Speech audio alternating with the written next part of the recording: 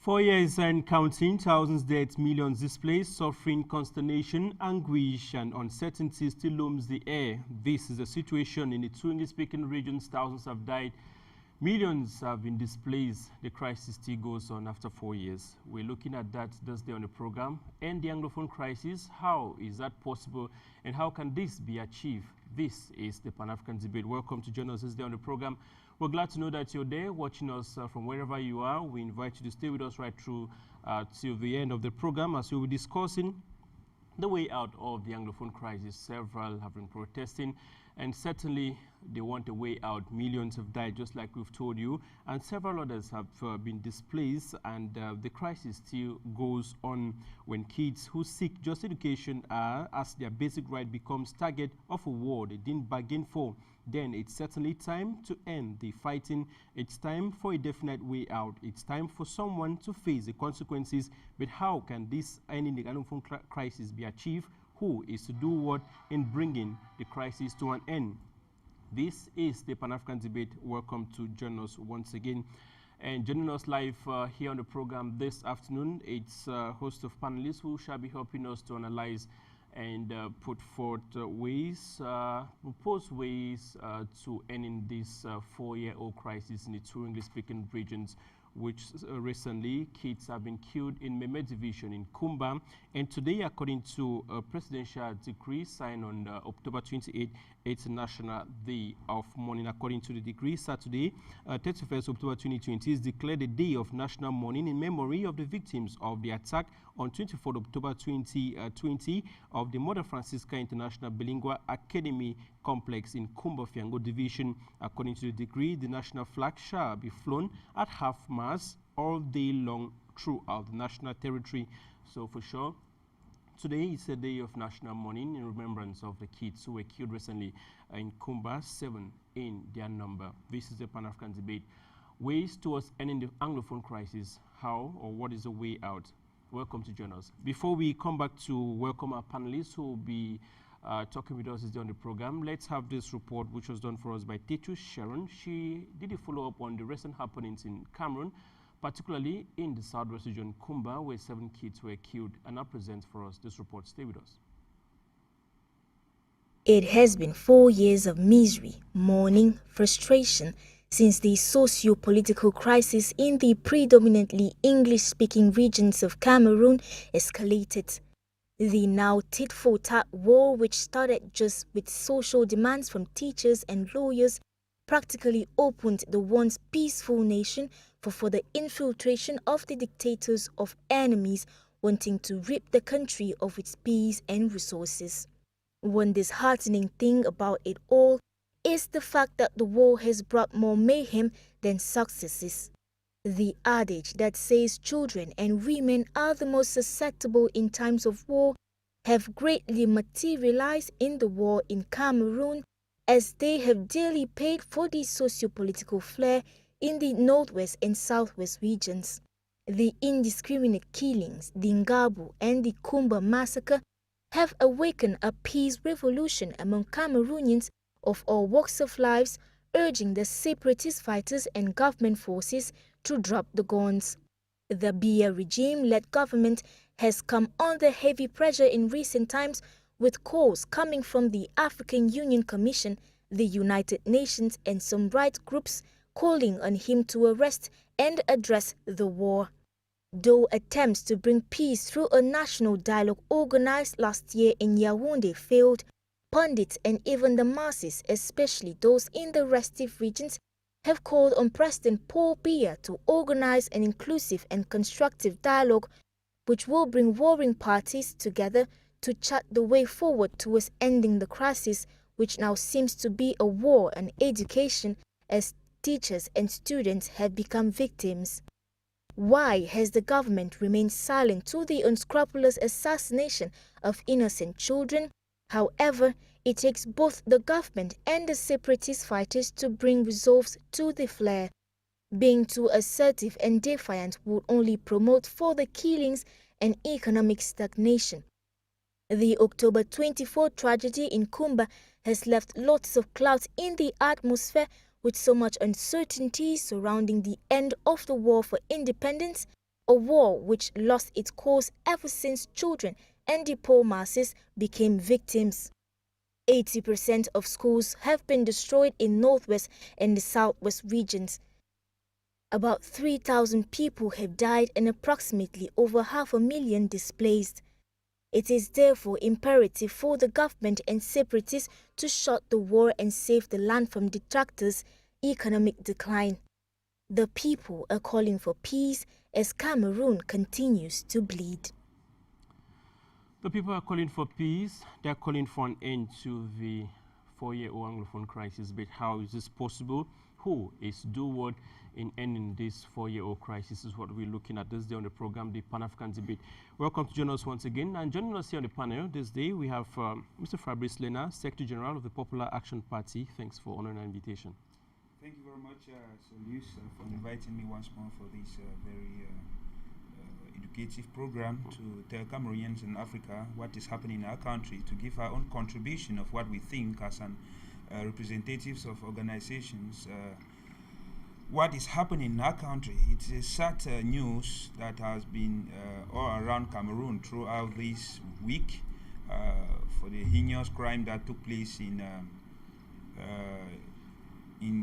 Kumba last Saturday. Okay. We discovered that some gunmen shoot down school children in school. It's something that all of us are actually weeping for that. That's why we are in black throughout this week.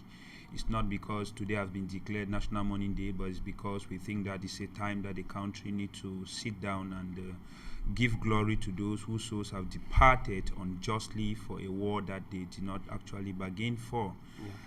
Thank you very much. I will come in as the story unfolds. All right, thank you very much. And joining us equally, Professor Mark Anthony, Pan-Africanist and equally a leader of the United Africa for Economic Empowerment. Thanks for honoring the invitation. Thank you very much, Mr. Luis, and also want to say welcome to my fellow panelists. And I want to say the situation in which we have in the Southern Cameroons, we are not focusing on the deaths of Kumba, because those who died in Kumba, their lives are not more important than the lives of all those who have died for the past period of time. We are only focusing on the Kumba issue within this period of time because it was in a school ground where those children were killed, and so it is actually a terrible situation. And I don't think now is a time for anybody, especially those of the Southern Cameroons, to stay quiet and inactive. It's a time of action to look for a means to settle this problem, to solve the problem, and to give proposals on how the solutions can come towards this problem. Like I said, I believe that sitting here today is so that we could propose African solutions to African problems. Exactly, proposing African solutions to African problems and proposing a way out of the Anglophone crisis is why we're here today. Joining us equally, it's Mr. Ateme Bako, Pan-Africanist. Welcome to join us on the program. Thank you very much, Mr. Luis, and I also thank all the panelists who are here today. Our special condolences to the family of the bereaved and all the victims of the Northwest and the Southwest, and also the victims in the North who are also suffering in the hands of the Boko Haram. I hope that our ideas and our opinions can be able to share light to the government and to the separatist fighters and to the population of this country as what could be a way forward, and our position as a Pan-Africanist and leaders of organizations. Thank you very much again, Mr. All right, thank you very much, Mr. Temebako, for joining us equally. Mr. Fabrice, political analyst, thanks for being here today, for finding ways to end the Anglophone crisis. As a political analyst, I want to thank you very much for accepting to be with us today on the program. Thanks very much for accepting me. Though we have been talking for 4 years running, threats keep coming, things get going out of hand, and people sit in Yaoundé and think that we are acting drama. Greetings to Kalingo, my good friend from Kumba, who's watching us right away, and at the same time, my mother, Mamindum, alias Mami Kamasech, who are all watching us out there in Cape Town and Kumba, where I made a trip to Cape Town 2 times within 5 days. On the day of the event, I left on Sunday and then came back again of course, stayed there for 48 hours and left again. The situation is precarious, and we'll be talking and going on with first-hand information on the ground and not based on a hearsay. Thank you. Thank you very much, Mr. Fabrice, and thank you very much those of you who are here and those of you watching us this day on the program. And the Anglophone crisis is our greatest concern, but what is the way out? And that's what we're expecting to hear from you. You can send us your contributions when the lines are open for you. Call us and share with us what you think as a way out of the Anglophone crisis. You can leave your comments equally on our Facebook page. Those of you following us live on Facebook, we shall have them right here on the program. Now, let's begin with Mr. Fabrice Lena. You're dressed in black, just like you said. Today, National Day of Mourning. You're not just mourning because the president decreed so, but certainly you're mourning. And this is coming after the killing of 7 children in Kumba. But this is not the only killings we've witnessed so far throughout this Anglophone crisis. Why is this particular? Yeah, I will first of all start by saying the topic End Anglophone Crisis to me is not really appropriate, because I should have preferred End War in the Southern Cameroons. You know, crisis is a situation of difficulty or instability in economic, social, or political situation of a country where decisive decisions must be taken to go out of such situations. Meanwhile, war is a situation of armed conflict between two groups of people, countries, or groups where blood shed is what we experience on a daily basis. And I think the second explanation is what we are experiencing in the Southern Cameroons. It's good that people should get it very clear, loud and clear, that we are talking about Southern Cameroons. Because when I read through the social media and I see the hashtag End Anglophone Crisis, to me, I still think that many people need to be educated, need to be taught, need to be sensitized on the elements of our history of this country, where we are today, what brought us at this stage where man has become enemy to man to the extent of killing very little children that have little or no knowledge about the happenings of society or even their existence. So you begin to understand that there is a dichotomy, a discrepancy between the conception of this war, this crisis, for some of us who are from the Southern Cameroons and most of the people who found themselves in Yaoundé and Douala in the Cameroon. And I will want to tell my brothers and sisters in Yaoundé and Douala and in other parts of Cameroon and the world that it is supposed to be end war in Southern Cameroons. Mr. Mbia declared war on Southern Cameroonians because his commission or emissary that he sent in Bamenda in 2016 were unable to accept simple proposals, proposals of rights, basic rights that the population of these two regions in Southern Cameroon were reclaiming. And what was the result? The result was military option. And where has military option led us to? 4 years, children are killed. 4 years, mothers are maimed. 4 years, young girls are raped. 4 years of sorrow, and people are suffering and smiling. And they will come to say End Anglophone Crisis. It's end war in Southern Cameroons. When I look at some individuals and groups of people walking around and saying they want to make protests without a definite objective, without a particular message, without targeting the group of people, for me it's like waste of energy. And we are turning around the same cycle or seeking relevance in the socio-political sphere of the country. Because if we want to treat this matter with the urgency with which it calls all of us, if we want to treat this matter with the importance that it appears to be, or it is, we have to, all of us, take to the streets and tell Mr. Mbia that God did not give monopoly of leadership to you. 87 years, scientifically, you are incapacitated to manage even a family, not to talk of a country. 38 years of a particular party in a country is too much. It is very simple for us to analyze. When people keep saying we should denounce every group, I still say that the problem is the regime in place. It is the regime in place. It is true that in situations of armed conflict, there are individuals with malicious intentions.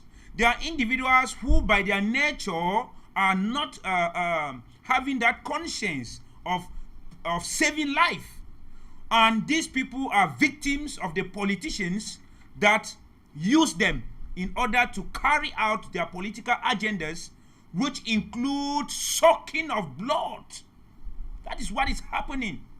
It is a very sad situation that the government is behaving in a particular pattern and the citizens are also behaving in a particular pattern.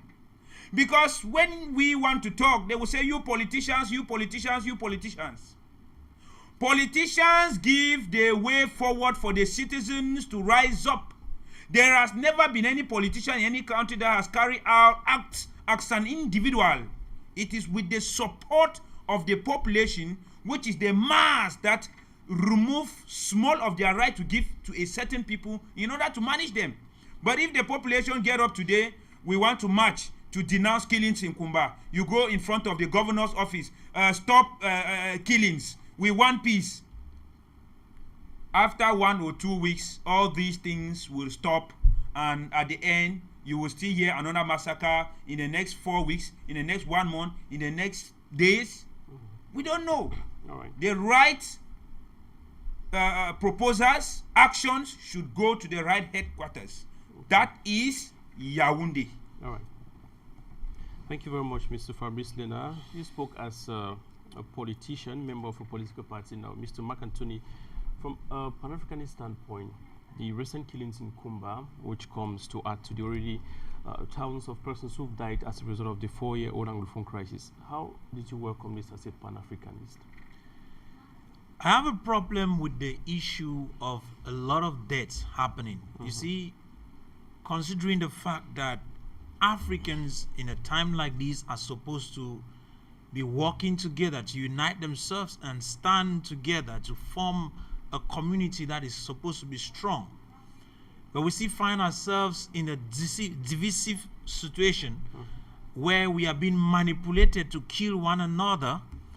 I am shocked and surprised with the way we think, based on the fact that as black people, we do not supposed to hold to colonial backgrounds and use them as a means to actually identify ourselves. Our identity has nothing to do with what the colonial master determines. As an individual, I am a Bantu, and I'm sure in Central Africa, down South Africa, West Africa, and part of West Africa, and down to East Africa, those whom we have as Africans, they are Bantu. So we are supposed to use the word Bantu phones if you want to put phones behind the so-called appellations we have. Because when I see End Anglophone Crisis, that's just to prove a division that we already have amidst ourselves. The colonial master has done his best to divide us and has given us weapons to kill ourselves, and at the same blow has instituted colonial puppets to sit on powers in most African nations where they can control. So they are being controlled by these colonial powers to molest Africans. I see no reason why an African president in no circumstance should call for a war amidst its own people, because you don't stand to fight against your people and you succeed. So that call that was made in I think, November 2017, to actually declare a war against the separatists, as they were called, was a wrong decision that was made, which I think would have been withdrawn before now. But because of the hidden nature of the leadership of our nation in Cameroon, of the leaders, it is now found in a situation where more lives are being taken, and every day we come and make condemnations which do not solve any problem. We hear, I condemn these, I condole with these. All that do not change the situation, because more lives keep going every day. And so one of the reasons why I think our voices are supposed to be lifted is not to join the condemnation part. We are not out to just condemn.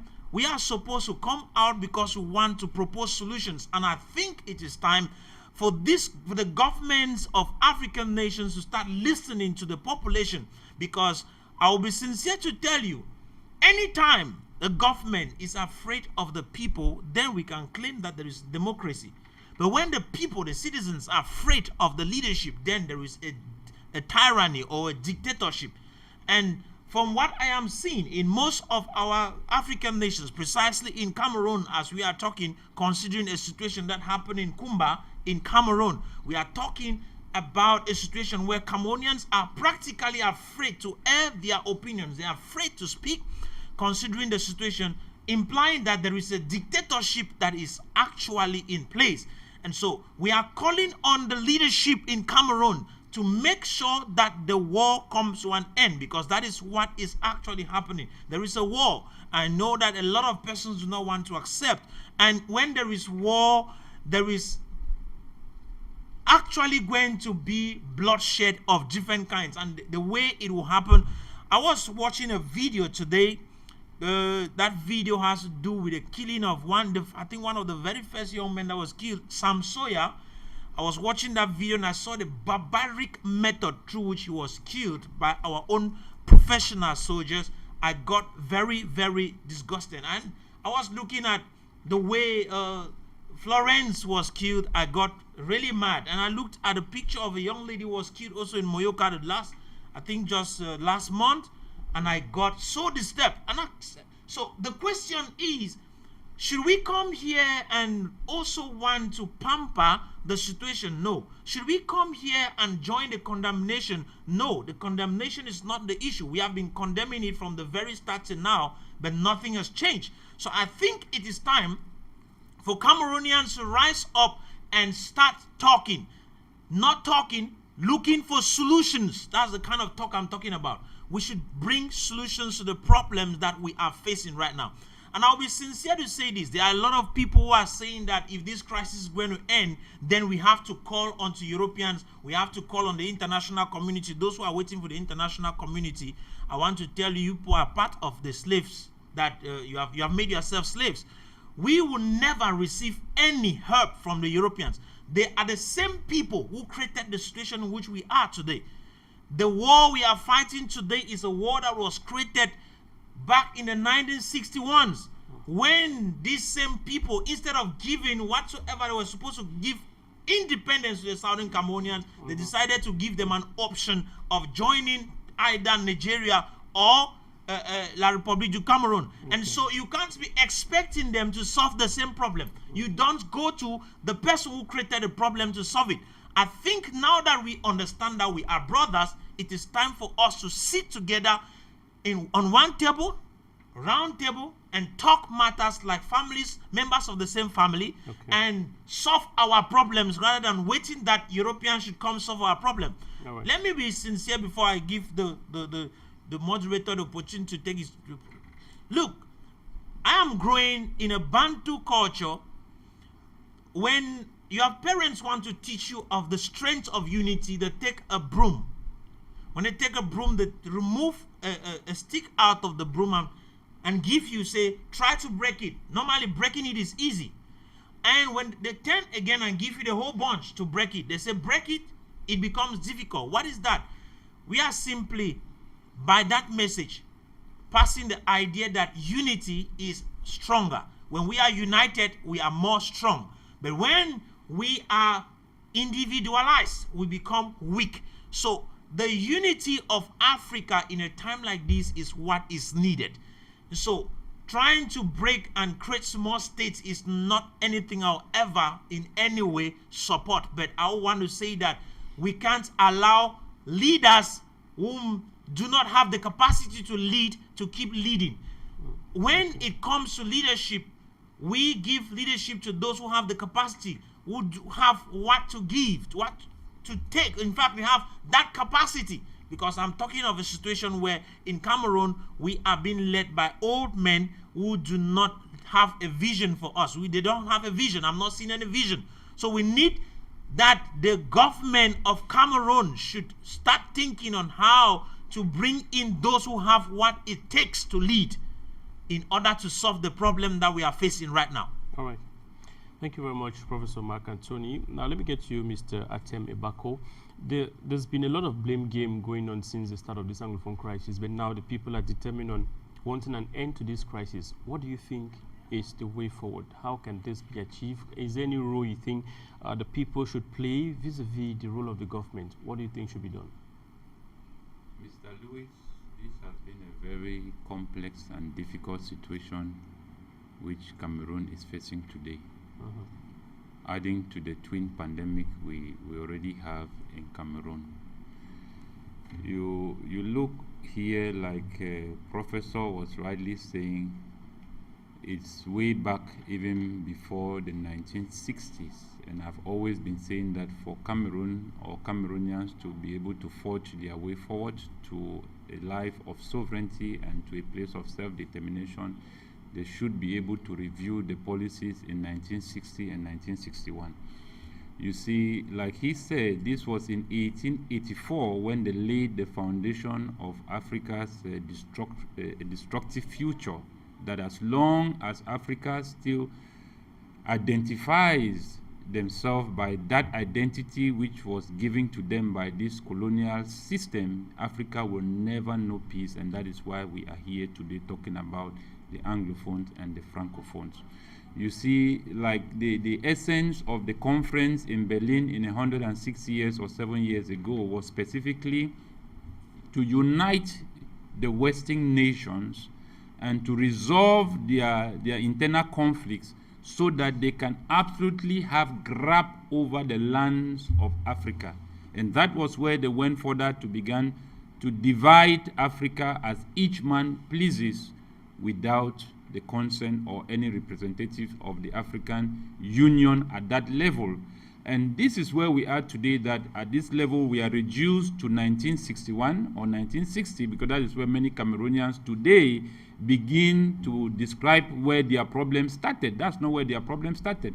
The actual after 1945, where we saw the United Nations came into place, was when they had already put that into place and realized that Africa is their market to keep them up there. The United Nations came in, and we saw that at that level, the 5 permanent members of the UN National Security Council does not have any African member state at that level to represent the African continent. So there alone, you should understand that these Western organizations have no interest or no good for the African people. Today we call on the international community, but what we see today, what is happening in the West, is far bigger than what we are complaining today in Cameroon.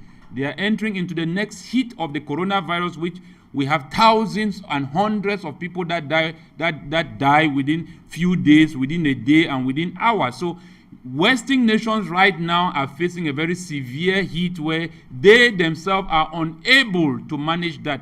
Where these are some of the minor things that even in this event, they don't call on the African member state or African organization to see how we can assist them in their pandemic. But here we are, still living in a colonial system. Like, people don't understand that. We can never expect anything good from the Bia's regime as long as it is still a colonial system. It is impossible because these were systems, Mr. Lewis, that was designed to deny its own people and to favor the people who have instituted this system. And that is where those are the kind of things that, Mr. Liu, we Cameroonians, we need to come to this education to understand that where we are today, we have been created by a system which does not derive from the Cameroonians themselves. Therefore means that our politicians or the political parties are just like popular sites, and the government is just like an agency. Everybody is there for interest because they presented Africa to us as if they went and discovered the continent and then gave it to us to manage on the account. That is the way Africa is being looked today. Even the Africans and even the politicians we have today in Cameroon. Take a good look of development. Take a good look of the things that the government is managing. You come to realize that embezzlement through development, nobody cares about the country. Everybody feels that this is not their country. Everybody needs to steal what they can steal, do what they can do, and at the end of the day, pack their bags and leave and go to another country. So what I'm saying here, Mr. Lewis, our purpose on social media and on media is to educate the Cameroonians to understand that they must be able to find a need, a common ground which binds them together, because at the end of the day, whether we like it or not, it's going to take the Cameroonians themselves to solve this problem. What is happening in the northwest and in the southwest, it will take the population of those two regions and the population of this country to resolve its own crisis, because the international community can only come in, and I want Cameroonians to hear this very well, they can only come in when the population have decided to take back the power into their hands. And the reasons why they will come in is because they still want to come and protect their interest, to make sure that their system of democracy and constitution will later on be respected. That means that at the end of the day, the people still fall back to the ballot box, whereby they can still choose which leader again will still come and then represent that system which they have put in place. So what I'm saying here is, Mr. Luis, is that a way forward to the Anglophone, the war in those two regions, this is what I will put here for now as a solution. We are expecting all the civil society organizations to come together, all the political parties to come together, all the church group leaders to come together, and the population of those two regions must come together and stand up for their rights. If it is going to take them day and night, halt the economy until this matter is being addressed, because we understand that as long as the Biafra regime is concerned, nothing good genuinely will come from them as a way forward to solve this problem permanently. Because at the end of the day, you realize that all the steps they have taken to resolve this issue has never been such a one that these people have been crying for. These people are looking for self-determination. They want to be able to decide their own destiny. They want to be able to choose the kind of system and the kind of government and leaders that should lead them. So whether they have gone wrong, as equally as the government to have gone wrong, but we will not deny that the basic right for these people to protest is because they want to be able to charter their own destiny. So what I'm saying here is that Cameroonians should learn to stand behind Cameroonians when they have problems.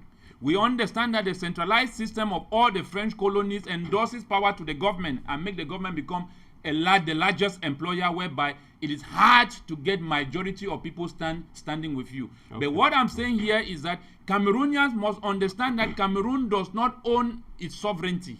And we must review the 1960 policy to understand that what the UPC fought for, it is what today Cameroon should be going back to regain back an independence that has nothing to do with the Western nation, and learn to master and practice their own thing. Whether if we should have somebody in power for 38 years, as long as he begins to meet the demands and the needs of his population, there is no problem with that, because we saw how Europe built itself using dictators. We saw how America using itself building dictators. Like democracy, as I've still said, did never work for the Western nation. In 2000, we saw George Bush. When he was, they decided that George Bush should be put into power to foster democracy in all the Islamic nation. He stole 400,000 votes just to stay in power. Okay. So I'm saying that we must be able, as Africans, to understand that we are people of the common ancestry, just as Prof said. All right. Before the colonization came, before the independence came, we have a common root. So the aspect of Anglophone and Francophone, this is a manipulation and a demonic mentality and identity which they have given on us. We must redefine this thing, because this is not who we are. We are not Anglophones, we are not Francophones. What we are African. Let me say this lastly, Mr. Luis. All these appellations which they have put, they are all man-made. The only thing which is not man-made is that they came and met Africa, and they met Africans here. So this is who we are, and that is where we should be reconciling ourselves back to. Thank you. Thank you very much, Mr. Atemebako. Now, let me get to you, Mr. Fabrice, political analyst. Now, when you look at the hashtag End Anglophone Crisis that has been trending for a while now, this is void from any call for separation. The want is an end to the crisis, and this is an initiative which has been championed by several Cameroonian youths. What they want is an end to the crisis, void from any call for separation. All they want is just a definite end to the crisis. Now, how do you think, as a political analyst, how can this be achieved? Well, as my fellow co-panelists have spoken, as I said, I would have loved it to be end to the war in the Southern Cameroons as supposed to be, because the Anglophones and the Francophone issues gives us another connotation which does not tie with the real context on the ground. Now you see, out of a sudden, people have started talking about End Anglophone Crisis after 4 years. I look at the hashtag and I smile and I laugh. You know, when hypocrisy creeps in, people begin to make themselves popular with these hashtags. I begin to ask the question, where were they when some of us were singing this song from year one of the crisis to today? Something is not right somewhere. Now, the time for blame game has passed, and definitely everybody wants to end the time for blame game has passed, but that hashtag does not solve the problem. You know, what we want now is... we want solution, quite all right. I have been on the ground and I said, when you want solution, there are some key facts, historical facts that must be put in place first. If you want to build a house based on falsehood foundation, you are wasting your time. You describe yourself building on a sand. And that's why things must be made straight at all costs. If you look, for example, I told people in Kumba, even media men, when the killing took place in Kumba, media men took the relay by saying separatist fighters have done that. I said, no, you don't do that. I told them that because we're in a complex situation whereby propaganda takes a center stage. And in this situation, A can disguise as B to do this. B can disguise as A to do that. And then somebody neutral, like a hoodlum or just a normal thief, can disguise also in the middle, who is neither on the side of the separatists nor on the side of the government. We have seen in Boya and in Kumba, just after that incident, 2 persons were caught. One was linked to Kumba to death, who was a thief. Another one was caught around Malingo Street, who came presented to be a B officer, and insisting that he wants to harass people in the house and collect money. And he was arrested and also beaten before being handed over, and the only reason that he was not even the B. So, what am I saying? In the complex situation, because the common characteristic of conflict is that when conflicts come into place, propaganda takes center stage at a point in time. That's why I told people that I have been investigating the issue, because sometimes I ask myself, where did we get to? And how did we get to where we are today? I studied the incident in Kumba. First, I drew some sort of analysis from the past occurrences. When you look at the killing in Kumba, it tells you it was carried out by serial killers. I talk about serial killers. When you look at the unfolding events, you begin to put a question mark as to who might be around, but not to conclude. That's why I said that NGOs that are independent for investigation are supposed to take the center stage. Not even the government, who is a key actor in the conflict, nor even the Ambazonians to carry out the investigation. Now, if you put all of this together, if you look at Ngarbu, cold blood, you look at Pinyin, the people were brought in a hotel and slaughtered overnight. One escaped to a health center in Akum. They followed there, killed plus, including the 2 brothers who were taking care of that person. If you go to Batibo massacre, where some were killed in their house, in cold blood, you go to the issue of, when you come to Bali, we have also had a massacre there. Now, twice, when you see this, the nature in which the killings are taking place in borderline, where it is serial in killings, it tells you that the Kumba incident is still early to conclude who killed those children. Now, let me keep that one aside, because that's what I've been telling journalists, you don't conclude. The federal government hurries up to start saying A or B before saying that investigation is ongoing. You know, the government wants to contradict itself. That's why we call it a kangaroo system. Because you first of all conclude before you say, okay, investigation is going on. How do you carry out an investigation when you have concluded that it's A or B? Now, I don't want to talk about the details I found around the area when I visited. That one is left for the investigation team to do their job. Now, when we look at the crisis, Mr. Luis, you see, we have been able to tell people that in as much as we are Pan-Africanist, but we need to call a spade, whether we like it or not. From the killings, the hashtag is there. Who are those spearheading the hashtag? Do they have credibility? What have they done? When the killings took place in Kuma, I arrived Kuma on Friday. Saturday, I was around the area, coincidentally, I left 30 minutes after. When I was at the market, they told me, come back, there's trouble. So, what happens?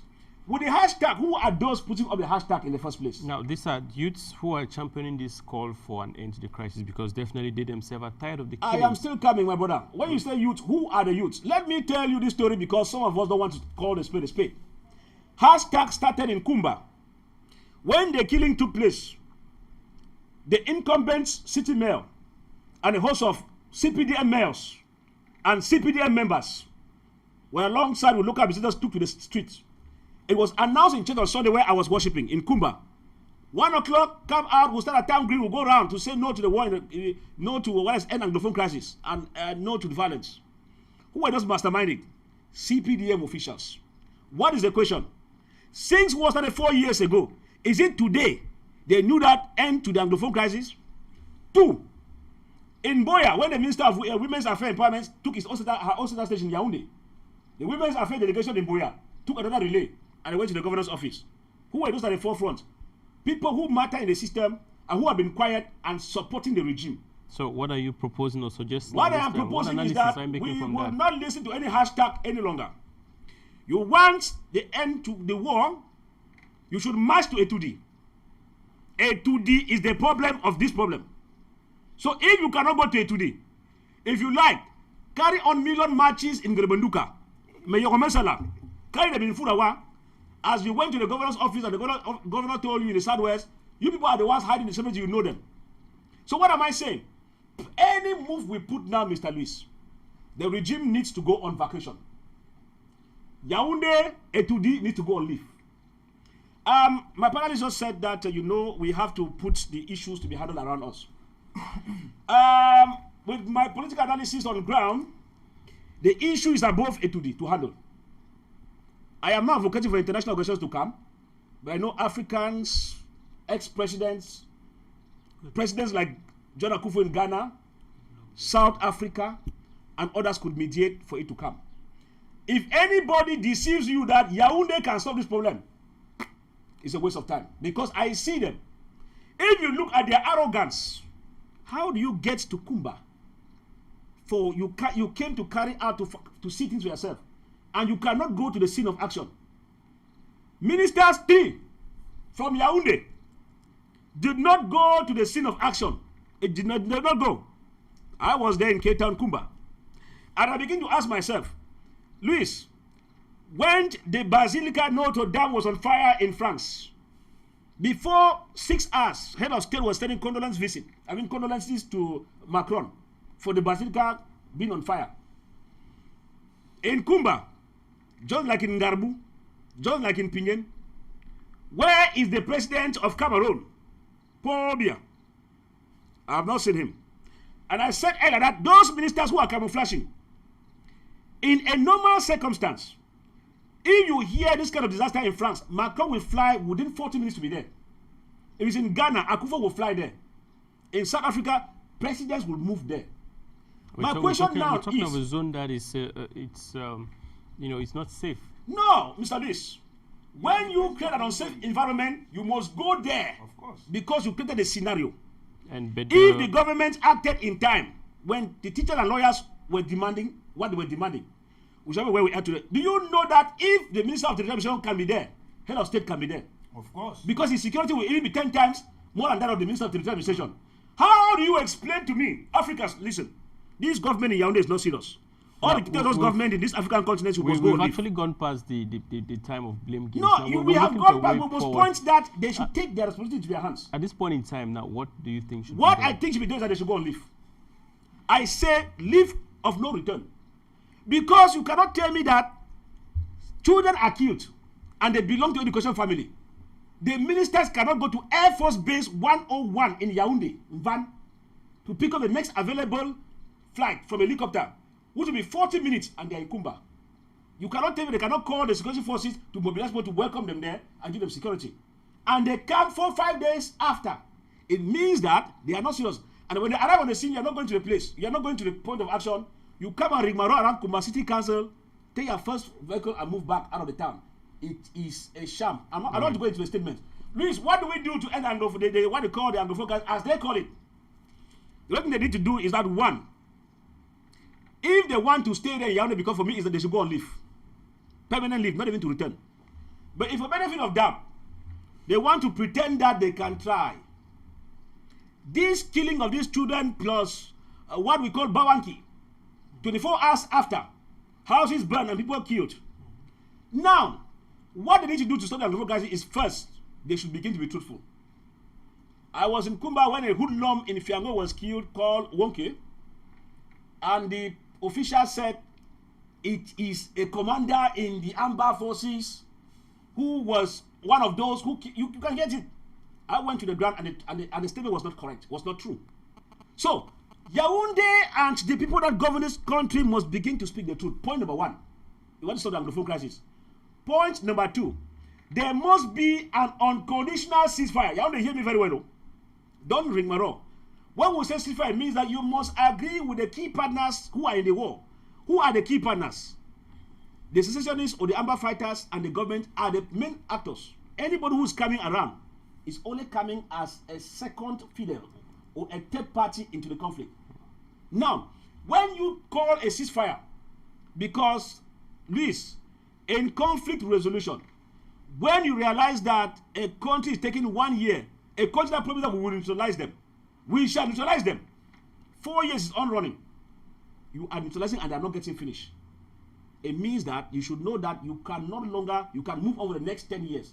As Tumo Nagi said, because they tried in Vietnam, it did not go in guerrilla warfare. What do they need to do? You must come from your Trojan horses up there from Yaoundé. Get to the leaders concerned. Yaoundé knows them. Because in the pre-dialogue, Mr. Luis, Yaoundé sent people to Europe on high budget. Some took 7 million. Others took 5 million to go across Europe to talk with the leaders. It means Yaoundé knows. What should Yaoundé do? Point number two.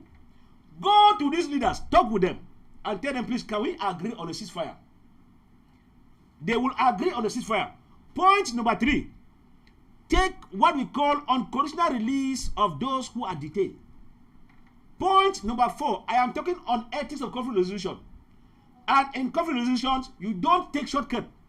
It is a scientific approach that Cameroon is the only country in the world that is taking shortcut. That's why we say that cosmetic solutions will still keep people dying. After this state protest every day, what next? As your topic states, what's the way out? We will still have killings going on as they are still going as I speak now. Right. So, if you go to the fourth point, what do you need to do after engaging in a ceasefire? I told Yaoundé about buffer zone. Yaoundé did not understand. In Syria and Iraq, war is going on, but buffer zones have been carved out, where children are brought to an area, whether government or non-government, and they begin to attend school, protected by the government, accepted by the separatists, while other things can be going on. When you want to insist on school to go, you say security measures have been put in place. When you are lying, because they have not been put in place, evidence, children shot, and the next thing is you start lying that it's because they were illegal, it's because they did not give you their itinerary. Instead, show your witnesses that it means you did not follow up what's happening in your territory to know that school was going on, and then you come to say they were illegal. So, if you put all of this together, Mr. Luis, you will discover that the next last thing, if Yaoundé talks with the separatists, the next thing is you must have a favorable avenue. It's under conflict resolution. You cannot be a referee and a player, Mbano. You cannot see the Yaoundé. You say national dialogue, and you want separatists to come there when you know that their safety is not guaranteed. Yaoundé, we are no longer fools. Therefore, call on people like Goodluck Jonathan, ex-presidents and incumbent presidents in the African continent who have portfolio. I'm not talking about dictators. If you bring a dictator, he will come and act the same way like dictator. If you meet these persons who have stood the test of time, Mr. Luis, they will tell you that separatists, what do we do? There is no level-headed separatist leader who will say, let's go to Yaoundé. Okay. Which means a neutral avenue will be accepted by both of them. And then Yaoundé can sit there. Before you know it, Luis, you will start seeing the problem resolved. All these commissions of disarmament, reconstructions are zero. No. I'm telling them. Okay, Mr. Fabrice, I'm going to come back to talk about the leadership and the ceasefire, because we understand the leadership problem existing in the camp of the separatists. Now, before that, let me talk with you, Mr. Fabrice Lena. As a politicians with the Popular Action Party, Fabrice cited the fact that the regime is to be blamed, and you equally mentioned that. But do you see this crisis in the two English-speaking regions as a political crisis? Does it still need a political solution to be brought to an end? Yeah, I don't think you want me to give you a contrary of what you've asked, because it's actually a political problem. If the crisis is leading to the death of person, is because the population was expecting that the government respond to the cry of the civilian population, which were just simple demands in different sectors of the economy, which is but normal for citizens to say, well, we are not, things are not moving. You should come and rectify.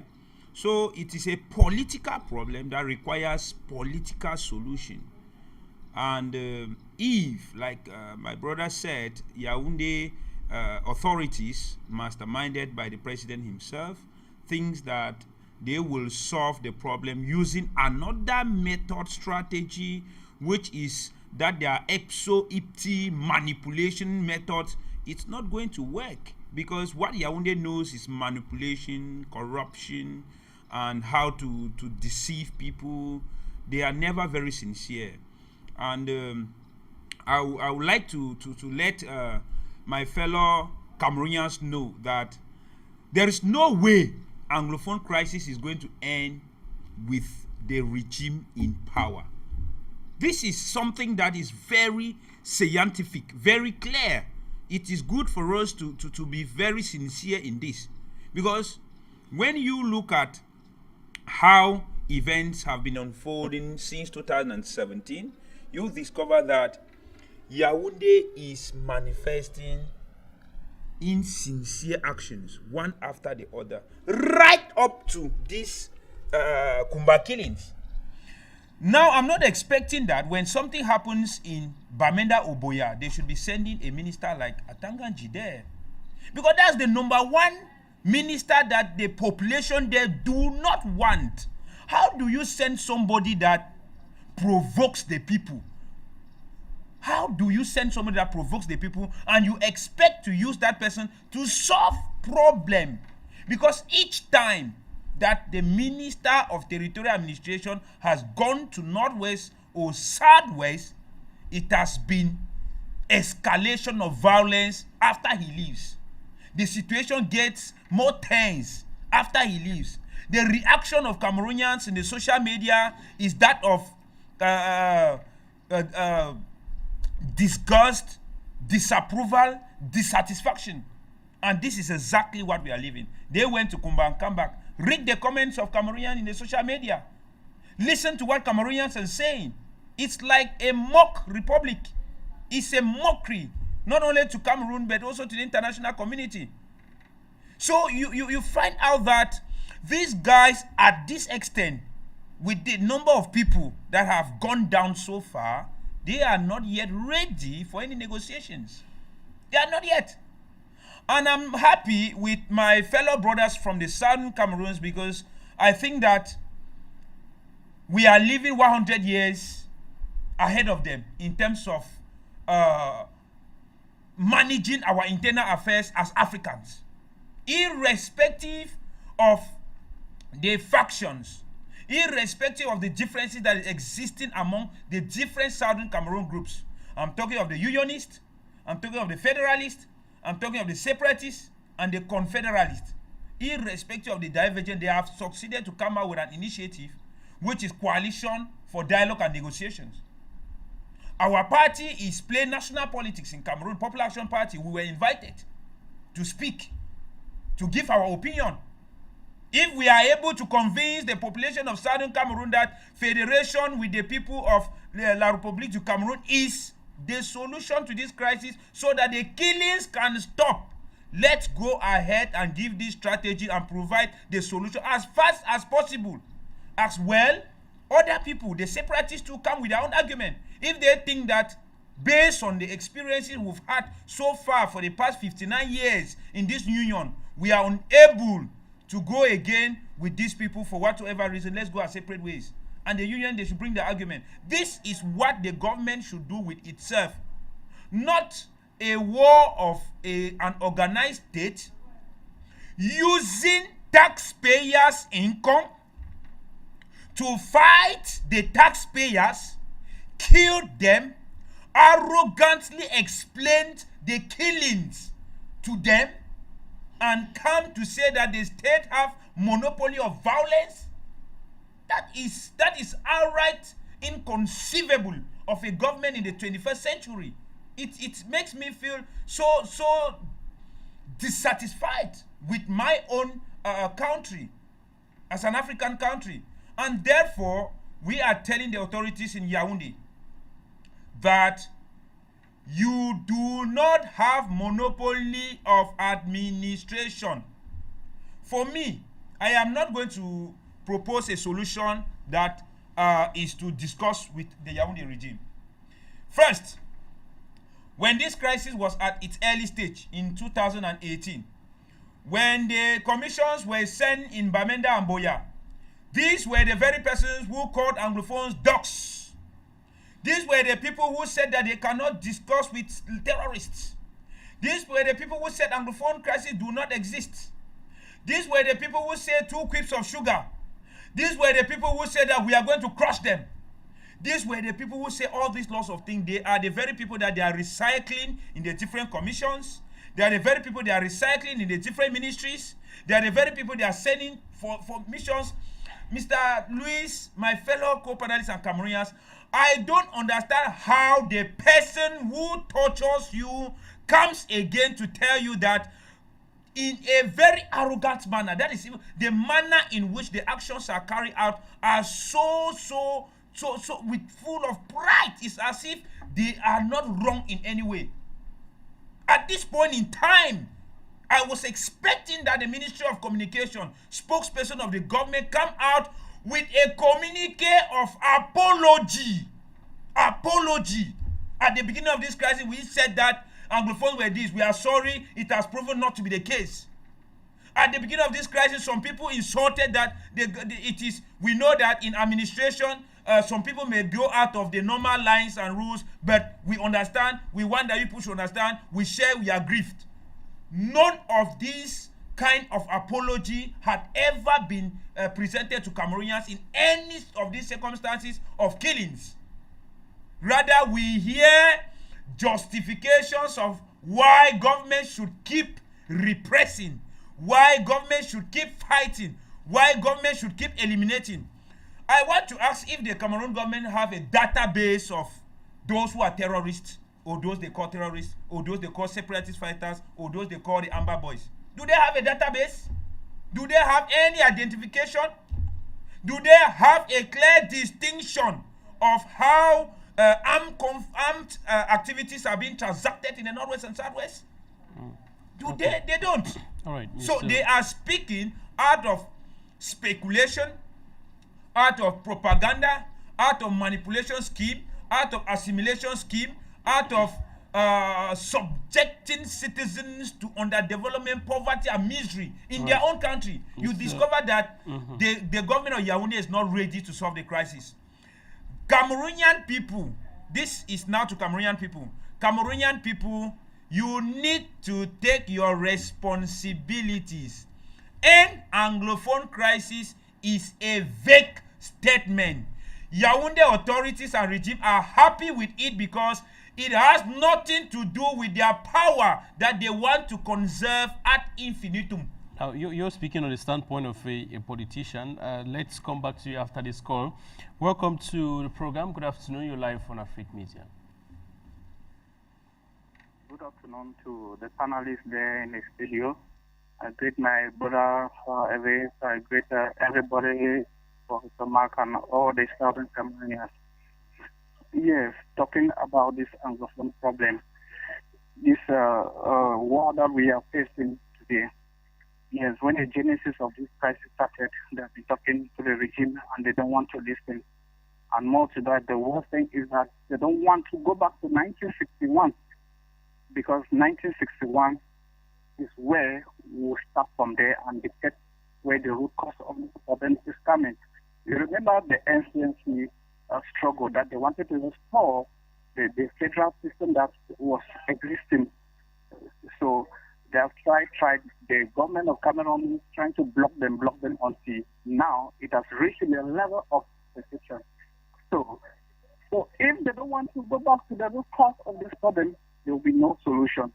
Now, people like Seseko, they're inside the prison. They don't want to remove them. Do you think that the problem can be solved without the Seseko and all the Southern Cameroonians? See about the End Anglophone conference.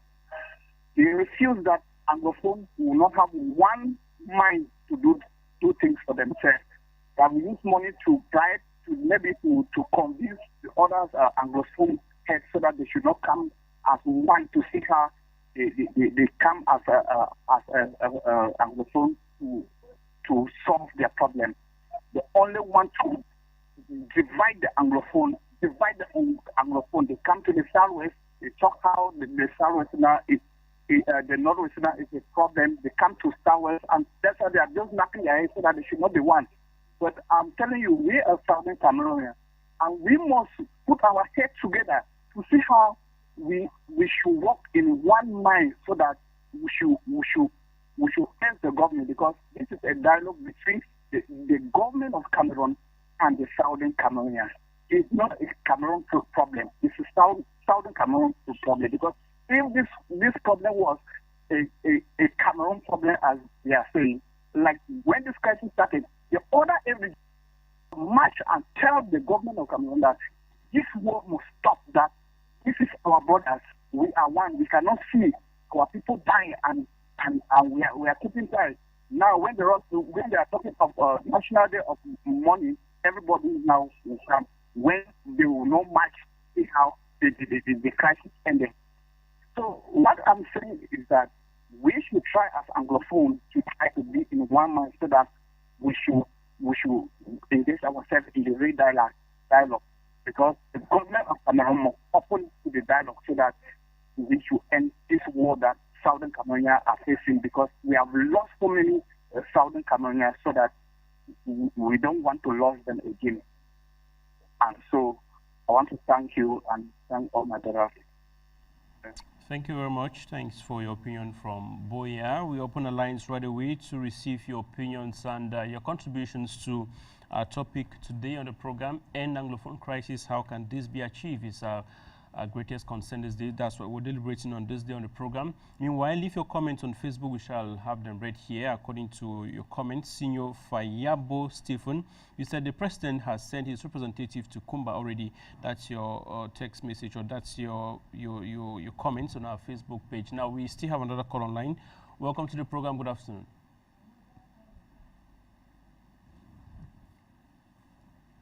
You're live on the program. Let's hear you, please.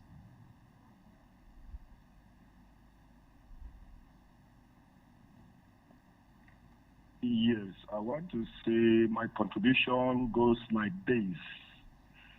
The first thing that we should do, we should stop telling lies. You know, the worst thing you can do to yourself is when you start telling yourself a lie. Because I can tell you a lie, you can tell me a lie, but when I begin to tell myself a lie, that's the worst thing I can do to myself. Lies have been told in and out, behind and in front, as far as this conflict is concerned. And people have not gone to the field to know exactly what the people want. Because if they took their time to go to do a census of what the people want, this matter would have gone since. The people want to have a say, a proper say in the running of their activities. The people are tired of a group of persons ruling over them, lording over them for many years, and they don't see any way out. And today you see killings everywhere. You know, this thing did not start today. It started long ago, long ago. People were watching over thinking, I look at doing as if they were watching a movie. It got into this place where lives are going. Some people are enjoying as far as the matter is concerned. Others are suffering, and nobody cares. When they come, they sing songs as they sang the other day in Kumba. They said what? Free what? The End Anglophone Crisis or something like that. Those are just words. Those are just words. Those things cannot solve the problem. If they want to solve the problem, they should give the people what they want. Except the people are satisfied, then this thing will be going on and on and on and on. I want to ask you a question, or let me just say it. Why is it that this population is comfortable, as per se, with the separatists? They are comfortable because they think that they are brothers and they are fighting for them. Now, how do you convince the people? Do you convince the people by killing them, by lying? No, you convince the people by telling the truth and doing things that will make them to understand that you mean well for them. But as far as you've not gotten to that place where the people are convinced that you are for them, the solution is not there. The solution is not there. And I will ask that we should pray for this country, because the country is going to a place where I don't understand. This country is going back again on minute basis. We are going down the drain all over. We are really suffering. Gosh, people should go on their knees and begin to pray for this country. God bless you. Bye for now. Thank you very much. We very much appreciate your opinion and your contribution on the program this afternoon. We still expect more calls. Keep your calls coming in. We're going to receive them here on the program. Now, to you, Professor Mark Anthony. Now, Fabrice Lena, Secretary General of the Popular Action Party, blames the regime. Mr. Five equally blamed the regime. Now, when you look at the situation at hand at the moment, when you look at the camp of the separatists, there's no clear definition, there's no clear objective, there's no roadmap. The leadership has a problem.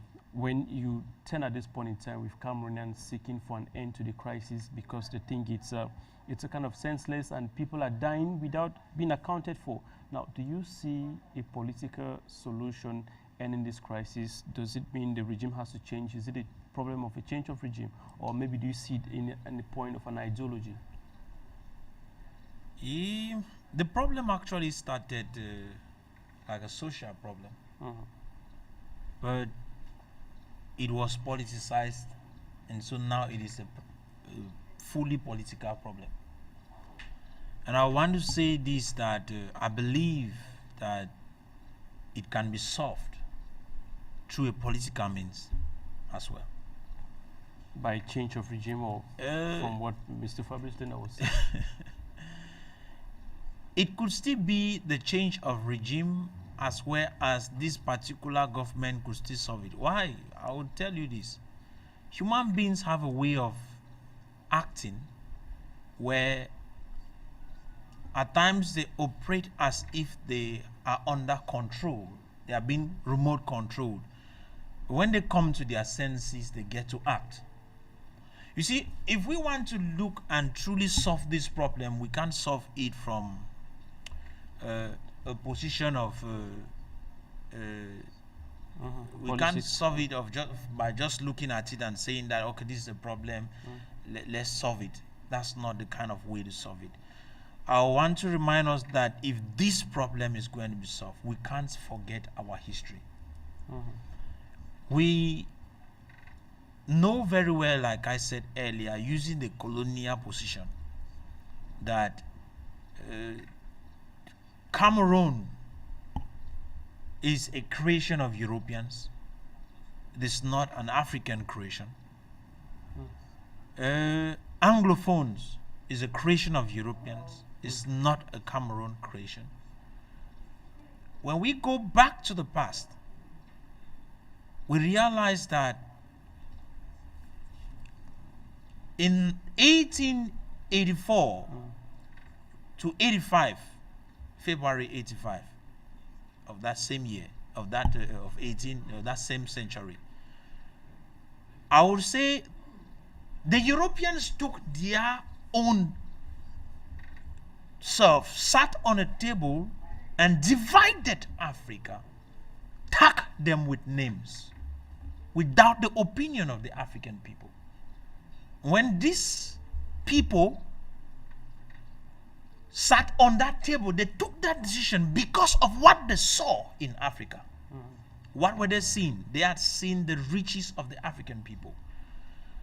They set up a mechanism through which they will use in looting Africa without us being able to retaliate.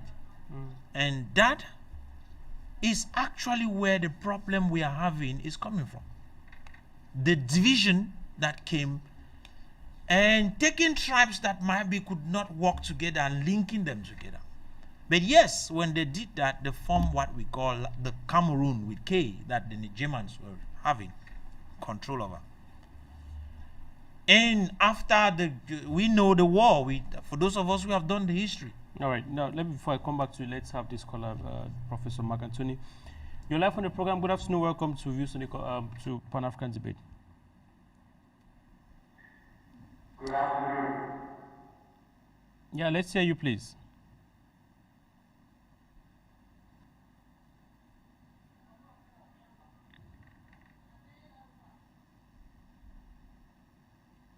You're live on the program. Can we hear you?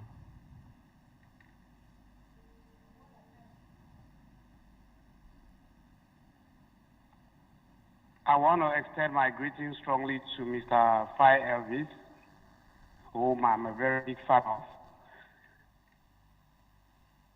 Hello? Can you hear me? Go ahead, please.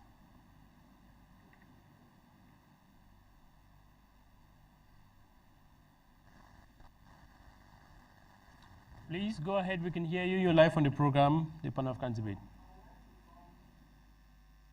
To the point where my contribution is brief. To end this crisis in the former British Southern Cameroon, we need to look at the root causes. We have to be honest among ourselves as Africans, as human beings. I find it very funny sometimes when I hear panelists like the other gentleman sitting beside you talking about the Pan-African and the Europeans coming to install their boundaries within the African territories. We are not looking at this thing from the Pan-African view. Kwame Nkrumah will come when Africans will rise up, but this is a particular problem about two states, the state of former British Southern Cameroon and the state of La République du Cameroon, who had a gentleman arrangement to form a Federal Republic of Cameroon. Let us not be beaten by the bush. The Federal Republic of Cameroon had it clear that on no circumstances should the form of the state be changed. If Ayijo could manipulate to change the form of the state in 1972, then later on President Paul Biya changed it from United Republic of Cameroon to La République du Cameroon, there can still change back that form of the state to a two-state confederation that we enter the union with to end its killings. Because right now, I will not lie to you, Mr. Fai Elvis has said it over and over. This thing has become business from both sides. A lot of people are making money. Even the Anglophones who are living in the Southern Cameroons, who are holding positions of mayor, positions of deputy mayor, of councillors and all of that, they are making money. The NGOs are making money. Every day they run to Yaoundé and collect money from government to say that they are going to give food here, they are going to campaign here. I have been a humanitarian in Southern Cameroon. I have been to villages as far as Bafut. I've been to all kinds of situations, and I've seen people going through very terrible conditions. End this crisis through a negotiation. I was at a national dialogue, and I proposed to the Prime Minister, address the root cause of this problem, because that's going to be your legacy. If you don't address the root cause of this problem, Cameroon is still not going to have peace. But every day they keep playing around the bush. They keep trying to make as if, okay, they can end this war. This is not one of the crises that Yaoundé will shoot his way through. This is not 2008, where you just get up and you pick guns and you send the military and they start shooting people and people will run and then surrender. This is an ideological problem. The people of Southern Cameroon are very conscious of their identity. And lucky enough for the people of Southern Cameroon, President Paul Biya acknowledged that the project for integrating the people of Southern Cameroon, or called national integration, or as the people of Southern Cameroon consider it as an assimilation project, has failed. Okay, let us address the root cause of the problem. Every day you see people die. Formerly, it was Mama Api that was born in her house. Later on, baby Mata was shot on her bed in Moyoka. Later on, you see Florence being chopped like a cow. Later on, Ngabu came. Today is Kumba. People will just keep condemning, and then the actors in Yaoundé, they wear their black and get on the street and march. The actors in Boya will get on their ground. If you look, who was leading the peaceful march in Boya? It was a CPDM woman who was the vice president of that, who was the vice president of National Assembly. If you look at Yaoundé, all the people who were protesting there, they were mostly CPDM people, you know, CPDM women. But at the end of the day, the Kale Church tried to protest. They were blocked by the police. So all these games that they are playing there with people's lives. They are playing there with people's children. You understand? The hypocrisy you see among Francophones, they will say one thing and do the contrary. You understand? Please, let us end this crisis. How many people are supposed to die for this crisis to end? And I'm so disappointed of the Anglophone elite who are in Yaoundé, the political elite. They come on the TV and they say horrible things and they lie every day. If you know that you're a true political elite in your community, I am from a Umojok subdivision. I go to Umojok every day. Leave Yaoundé and go to your village. Leave Yaoundé and go to your village. Don't stay in Yaoundé and every day you're on CRTV or you're lying. You understand? People are dying every day and people are playing games. And they are hiding in Yaoundé in places and collecting money from the government. That government belongs to all of us. We are all Cameroonians. I'm a proud Cameroonian. But at the end of the day, when you look at what's happening in the former British Southern Cameroon, you see the wicked, you see the horrible actions. You cannot do that. You can. All right, thank you very much for your contribution.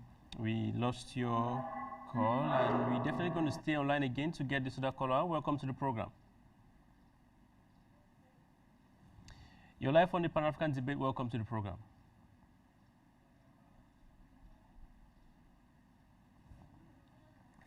Can we hear you, please? You're live on the program.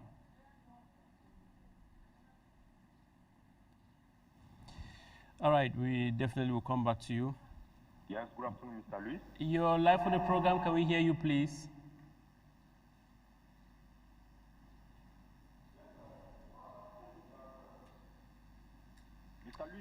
Go ahead, please. You're live on the program. We can hear you. Yes, I want to tell all the people in La Republique de Cameroon that the problem in Southern Cameroon. Hello? We can hear you. All right, we'll come back to you shortly now. Before I get to the next question, Professor Mark Antonio, you had a point you were going to put forward. I was like trying to say that with all these manipulative ideas of Westerners, where they kept on dividing and creating small states in Africa, we have ended up in a situation where I like what the former caller actually presented, trying to present the situation where in the 1960, 1961, 1960, La Republique du Cameroon got its independence, and the former British Southern Cameroons was supposed to get its own independence, which by virtue of a referendum got to choose to unite with La Republique du Cameroon, and today they were supposed to be a federated state as per the constitution that was proposed, which was a manipulated constitution for that matter, presented from one direction by the regime of La Republique du Cameroon by then, Aïdjo, was not something that was done as a team, was given by Aïdjo. But in that same constitution, Article 45 actually indicated that in no occasion should that constitution be changed, should the form of state be changed. That same constitution was overruled by a fake referendum again that took place in 1972. That's just to tell you how the accumulation of anger kept on increasing from years after years until in 1984, when Mr. Biya came up also as a president, decided to annul even the United Republic of Cameroon that was created by Ayijo to go back to La République du Cameroon. That also brought more pain. So you see, it is an accumulation of anger that has been coming from a long period of time. And who is behind it? I will be plain to call it France. France has always been behind it, because the agenda was for the purpose of assimilation. We heard our president, Mr. Biya, saying it in France over a TV station that the idea of struggling to assimilate the English-speaking Cameroonians was a very difficult one to achieve. And that is to make you understand that the French had always been behind. No. Because he left Cameroon to go and respond to his master. And that's why from the very start I said it is practically a difficult situation where Cameroonians are expecting that their leaders will lead them somewhere, but the leaders are against them because they are being controlled and working for a colonial master. They are not working for Cameroonians. And so I want to also say, it is true I said this problem can be solved politically, but to solve it politically with the same colonial masters in position will be a difficult one. Right. It will be practically difficult to solve it because the colonial master has its gain that it wants to keep gaining behind. And so when the people want to take power, like I heard Lena actually calling that the people should march to Yaoundé and move to the Unity Palace. That is where the problem can be solved. I want to say this. It is not that the problem cannot be solved, but the movement, when the people go and take the power, because the power belongs to the people. When they take the power, you will see that these foreign bodies will come back to still manipulate if something is not done. I have not seen any politician in Cameroon who is qualified to stand as the people's choice. Why? Okay. Because they are having links with foreign leaders, with foreign nations. And as long as they have these links with foreign nations, let me be sincere with you. As long as you trust in them now, like we trusted in Mr. Biya in the 1982s, the same thing will happen where they will climb, take the power, they will give the same results.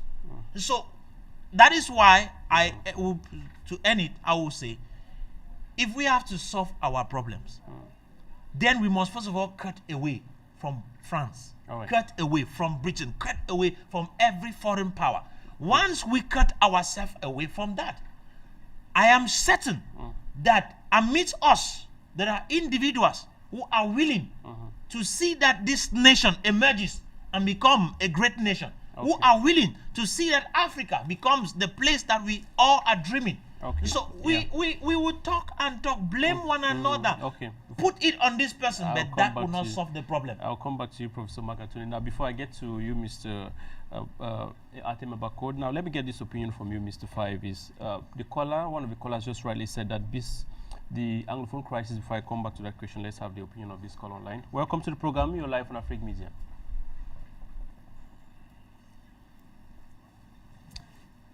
You're live on Afrique Media. Let's hear you. Hello.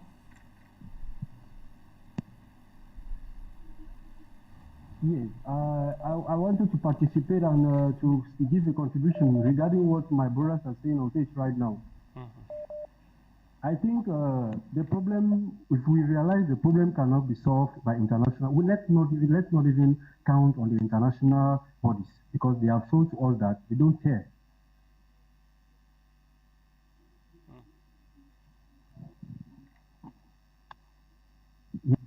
So we are the ones holding our destiny.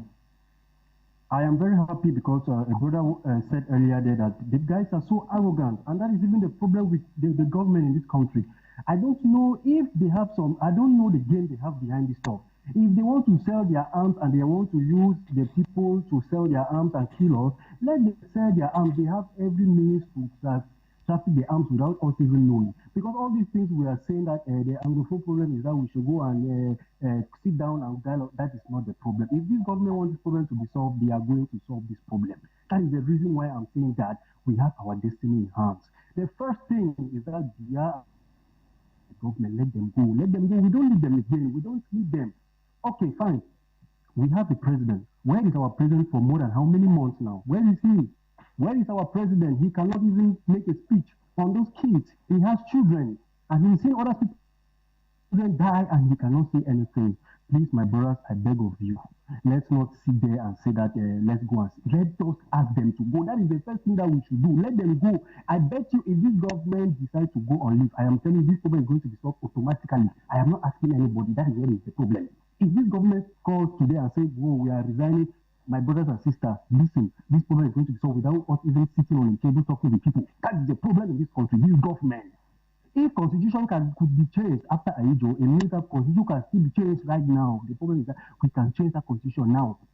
We are just afraid because our presidents in Africa today have become like wives to the foreign presidents, that they are afraid to give up on them. But if we decide to go away from those people, I tell you, my brother, we have all the means to succeed and to survive without them. We should not always think that without those people we cannot make it. For example, look at somebody like Macron, who says that he's fighting against all these presidents who are old. What has he done for Cameroon? He has done nothing. Look at Trump in America. He is fighting for America. He is even sending people away from because he wants to make his own country great. Why can't we make our country great without counting on these people? Look at today, my brothers and sisters, my brothers and my sisters are leaving the country who are looking for life when we have that life in Cameroon. All right. Thank you very much. Thanks for your opinion. Now, before that call, I was going to ask you, Mr. Fabrice, like a political analyst now. One of the callers rightly said that this crisis, which has been prolonging, has become a business on both sides. We realize that there are several persons in the government who are eating fat from the government, maybe justifying their outing allowance and all that. They are equally Amazonian fighters, so now carrying guns, they are eating fat from maybe kidnappings and extortions. Now, these are some of the reasons why you see the crisis might not end. These are some of the reasons. Just like the caller said, it's become a business on both sides. Now, how do we resolve all this and bring the crisis to an end? The people who are suffering from all this now want an end to the crisis. How can we deal with that? Yes, it is true that it's normal in any conflict, business is on both sides. You see, when you see me hitting on the government, it's not like the separatists don't have their excesses. In any conflict, the parties involved they always go to extremes. If you look at the conflict in the northern part of the RDC, Laurent Kunda was there, they were raping women. You got the point. In the Kivu area, they were raping women and all the like. So it's very obvious. But you see, people are also decided to call a spade because most of the people around have decided to pamper the government. When the government is the one who has a knife and a yam to call the shots. Now, you see the issue of eating on both sides. The caller said it quite correct. It's just like the government is selling the goat and holding the rope. The issues of digitalization, government sells the goat, holds the rope. They are all cosmetic. If you look at it, I said the last time, I'm currently carrying out an investigation on the issues of PTA. Now, how do you expect that school hasn't been running for long? And the government wants people to send their children back to school. And while they send their children back to school, you pass through the various administrations to start collecting PTA. Extortion of the first order. I said this is thievery. Broad daylight. The only exception I saw was in Dian. Because I investigated on the ground on Dian, I realized that it looks like the SGO in Dian had banished the issue of PTA in order to encourage parents to send their children back to school. I've seen documents from the various schools that testify that they don't collect PTA in Dian since 2018 till today. The question now is, why is it that in Fako, in Manyu, in Le BLM, in Mezam, in Donga Mantum, PTA is being collected? You can see how I say that sometimes the administrators take the bull by the horn. How do you explain that a regional delegate sits and they are collecting and they tell you, before you pay fee, pay your PTA first.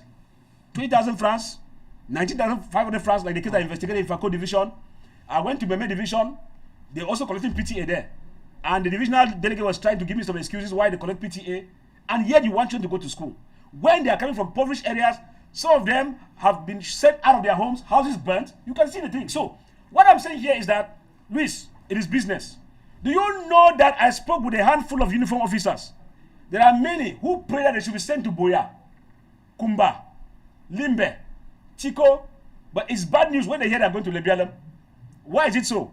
Yesterday, many of youths were arrested at the outskirts of Munya by the Gendarmerie Brigade, and they are currently asking them to pay money. It's not the first time. You know that story.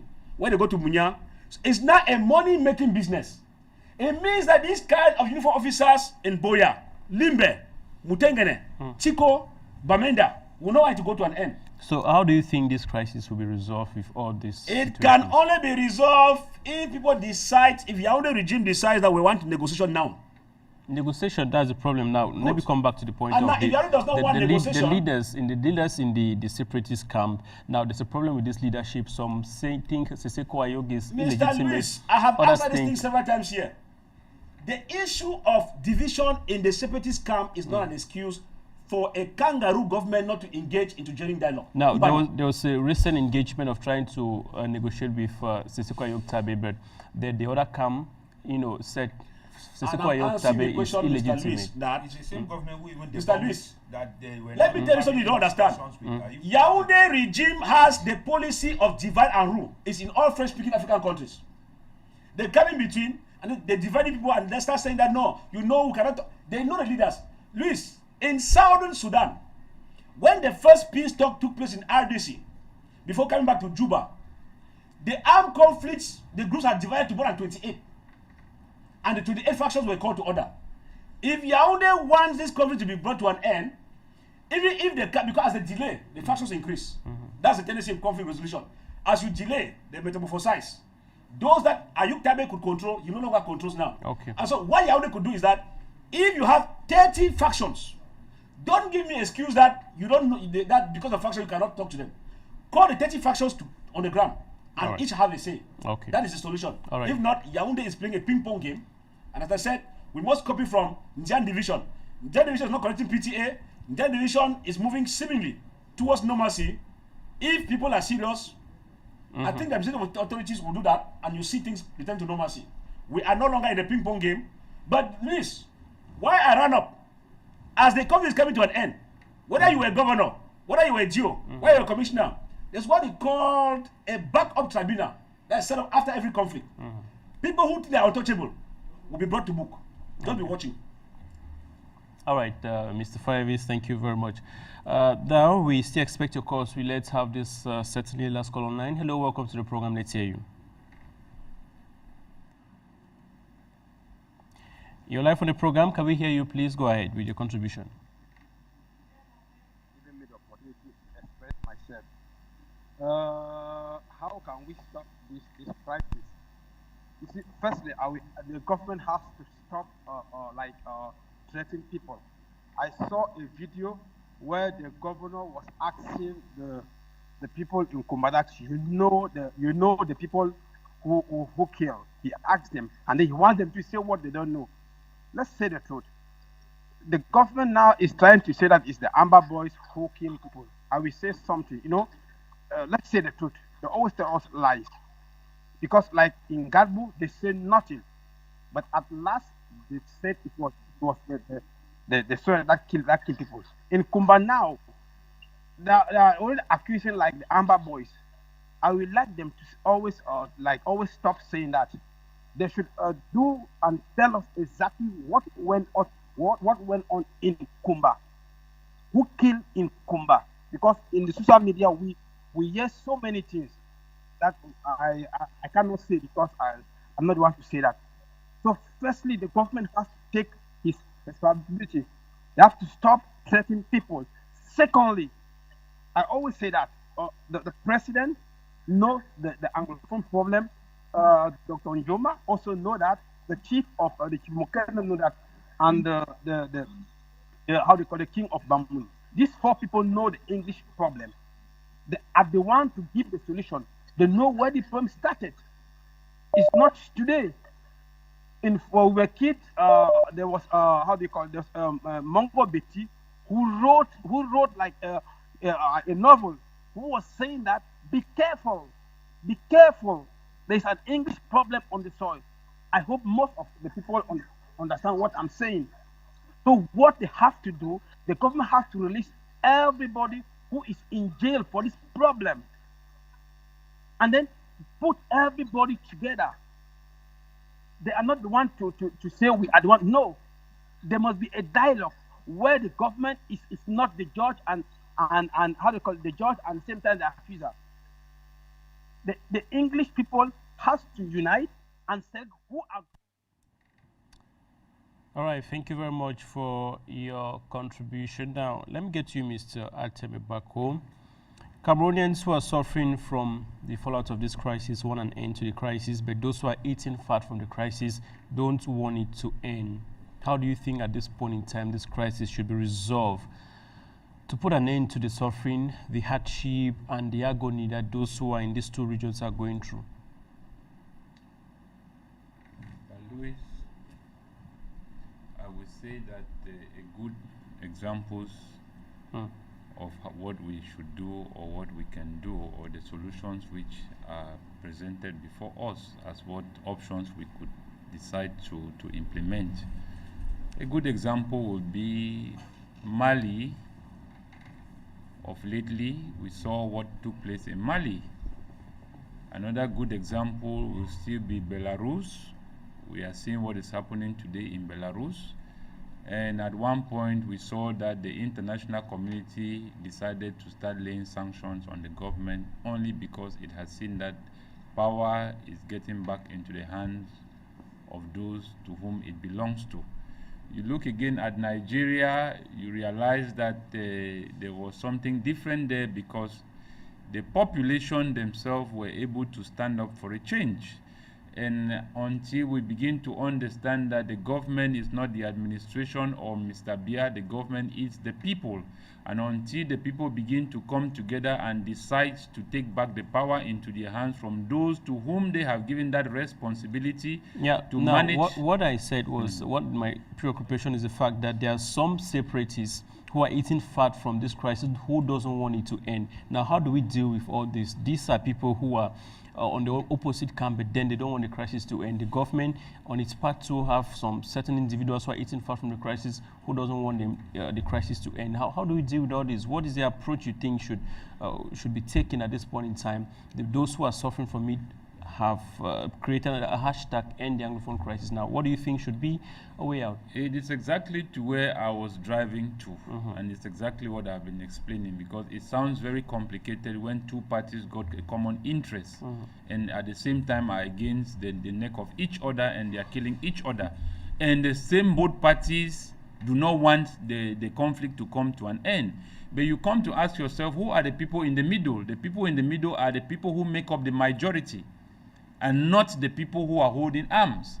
So it comes back to the end of the day that the people, whether it be the Amazonian regime or be the government regime, all these were being endorsed by the people. It was the people who recommended them and said, we want you people to go and take the lead and represent us. So if the people are complaining today that they want this thing to come to an end, it should not only be by mouth talking. They should carry a form of act by going into the streets and not returning back home until they see that this power is being taken back from the hands of this person. Because when you bring in dialogue, one of the reasons why I would say dialogue may not be able to absolutely bring about a solution is because the solution is gone out of hand. The government, we understand that we have the hand of France standing behind the government. And the separatist fighters will not want any other further negotiation coming from the government, knowing that they will not want to go back into the same system from which they are trying to come out from. Now we also see from the side of the separatist fighters, we also see other hands behind. So the thing has gone out of proportion. That simply means now it all falls back into the hands of the common people who still make the majority. And if these people, like I still say, if these people decide, for example, if all the Okada riders in Kumba, all the taxi riders in Kumba step on the street, they will make a louder voice than any other international organization. So what should be the demand? Should be the solution is that in a time when the normal process is being halted, you need to follow the abnormal process. The population of those two regions, like I saw the women in Bamenda and Kumba who came out to march, they were not supposed to return back home. They were only supposed to increase in their number and make sure that they occupy all the streets, all the carrefours, and stay there until their rights are being met. So what am I simply trying to say is that when you get into that, that's why I began a mention of Mali, a mention of Nigeria, a mention of Belarus. What you saw there is a very clear typology of what we could do if we really want change in those two regions. Keep the other 8 regions aside.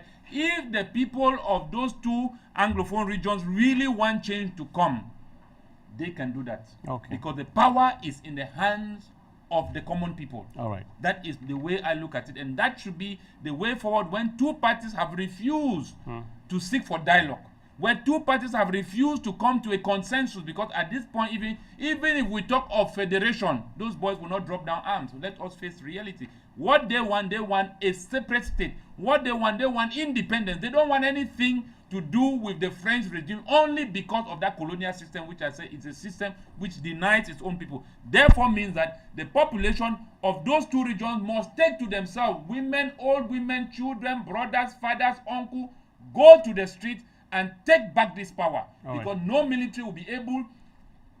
Mr. Lewis, let me say this finally.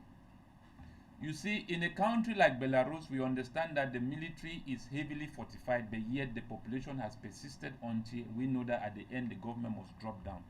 If the population goes out in the street, even the military will find their family members there, and they will not find need to press forward. They themselves will begin to call on the government to solve this problem. We want a situation where military, policemen, government officials will begin to ask themselves and call on their same government to solve this problem, because they realize that it's not going anywhere. But when you go out, you protest, you come back home, it's just as if we finish crying the die and it's over. Yes, that's the way I look at it. All right, now let me get to you, Mr. Fabrice Lena. Most of he's taking his time to blame the government, just like you're doing. But now the call for an end to the Anglophone crisis is not only directed to the government in place, it's equally directed to the separatists. Now we realize that there's been a lot of kidnappings, extortion from population in the hands of the separatists. Now this call for an end to the Anglophone crisis is not only to the Cameroon government. Now, don't you think the separatists on their part have a responsibility in putting an end to this crisis, and what do you think they should do? Yeah, the separatists, like the government, have their own responsibilities as far as ending the war in the Southern Cameroon is concerned. Yeah, you know, the separatists are victims, and the government is the belligerent. So for the victim to actually be the one to make proposals, it's a little bit difficult in the situation of war. It's a little bit difficult in the situation of war because a victim is someone that is in a situation of lesser chance, lesser influence, lesser affluence, and that is the separatists. And they are not functioning in an internationally recognized structure or under an internationally recognized government. What we call interim government, what we call AG of C, and all those things are just at the level of the domestic population that follow these groups. They are not recognized in any charter, any convention, or any international organization. Whereas we implore, we beseech, we solicit our brothers who are actually sponsoring, who are actually commanding, who are actually influencing the boys who are fighting in the ground to be understanding, to understand that the bloodshed is enormous, to understand that they should accept negotiations if at all it comes right now. They should accept dialogue if it comes right now, so that we could mitigate the violence and reduce the killings, or end the killings at all, and end the killings, and be more diplomatic in the way to solve the problem. So the message I will send to the separatists is that most of the blames that they are having is because, first, on the ground, it's difficult to actually identify, coordinate, and group the separatist groups. And that is why anybody who hates them, who want to discredit them, can go and create his own groups and then give them the ability to do things on their behalf, and they will be in the name of the Ambas. Okay. So they should understand these things, and that those are the stakes of conflict situations. So the people who are actually carrying out acts of kidnapping, carrying out acts of killing, carrying out acts of torture on civilians, I condemn that strongly. Okay. From the side of the separatists or the government. Human lives are precious and priceless. There is no amount of tears, condemnation, money, material things that can ever revive a life. Worst of all, an innocent life.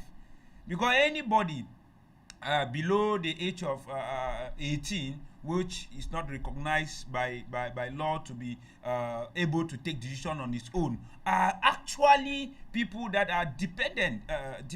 And when someone is dependent, it's a little bit difficult to control the person's actions. And when these people are killed in situations that are masterminded by conscious elders is appalling. Okay. So, first, to resolve this crisis amicably, the two parties need to apply some degree of sincerity. Sincerity on the side of the separatists to accept whatever thing they decide. I pray that the coalition for dialogue and negotiations should give them a certain leverage of agreement on what they agree on in case there are proposals to meet somewhere and discuss. Because there are so many initiatives that I myself am a participant of it, so many initiatives that are coming up to meet with reputable African leaders like the JJ Rollins, like the Thabo Mbeki, like the Abdou Diouf, who is the president of the former president of Senegal. Some other people who are friends of Cameroon, friends of Africa. Even the former president of Zambia, he's one of the oldest.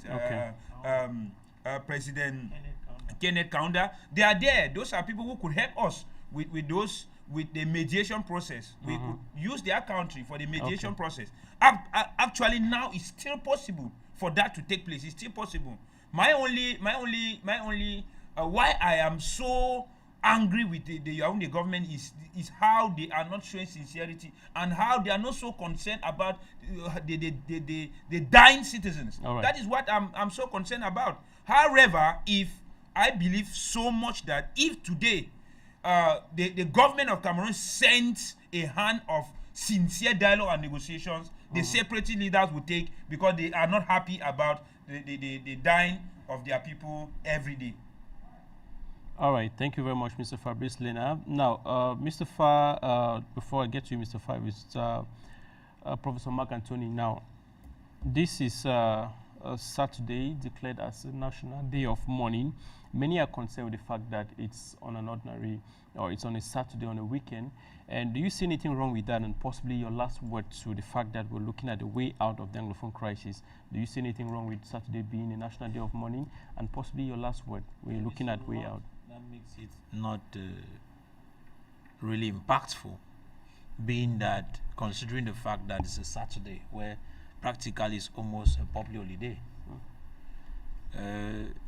I don't think that Saturday was supposed to be the best day to put for the mourning, to be positioned as a day of mourning. But we can't also always condemn what comes. We appreciate the fact that the president even thought of it.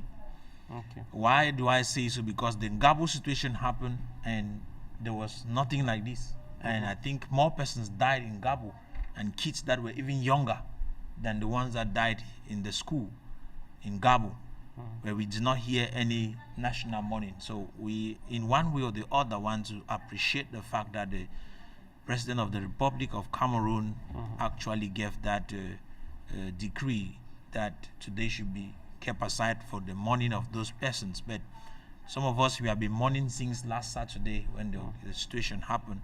And so the declaring it as a national mourning day is a good thing. And to come back to say the solution out of this problem, I think that if the Cameroon government wants to be sincere, the Cameroon government needs to first of all cut ties with the colonial master France, which is still giving dictates.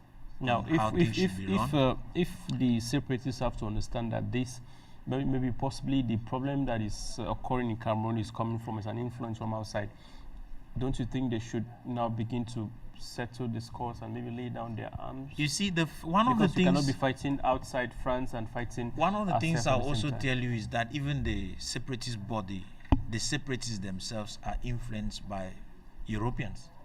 And so they are not even qualified to be the persons that we should give them the opportunity to lead Cameroon, as well as the regime is not qualified to lead Cameroon, because these two sides are influenced by foreigners.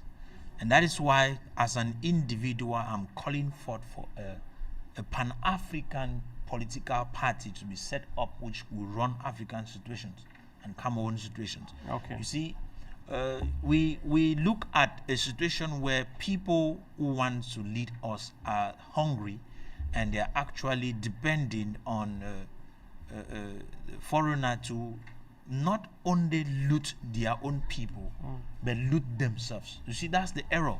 They are working against themselves, thinking that they are working for their good.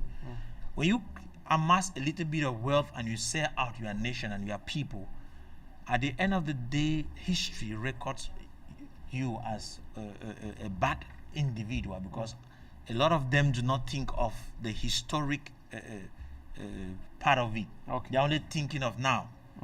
If they can look and see the future, then I would want to say it is time for Cameroonians to realize that the leadership, and Africans realize that their leadership is not found in these political parties and those separatist leaders who are fighting. They are fighting for themselves, they are not fighting for the people. All right. Yeah.